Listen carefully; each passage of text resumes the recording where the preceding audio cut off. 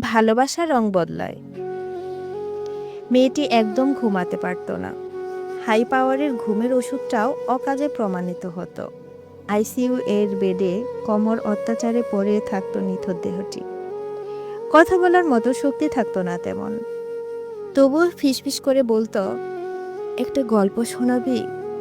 ছেলেটি অদ্ভুত সব গল্প বানাতো তাৎক্ষণিক। মজার মজার হাস্যরসে হেসে ফেলত মেয়েটি। ছেলেটির বানিয়ে বলা রূপকথার গল্প শুনতে শুনতে কখন যেন ঘুমিয়ে পড়তো সে। আর ছেলেটি তার ঘন নিঃশ্বাসের তৃপ্তিতে ঘুমকে বুকে জড়াতো।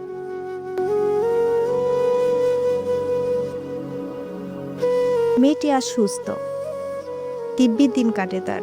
ছেলেটিও গল্প বলা ছেড়ে দিয়েছে সেই কবেই। তাদের এখন ভীষণ দূরত্ব। বুকের ভেতরে দুজনেই গড়েছে দুজনের কবরস্থান।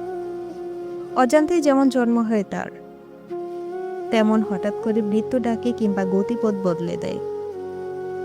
তেমনি হঠাৎ করেই বদলে গেল কোনো এক ঘুমপাড়ানির গল্প এবং তার রূপকথা।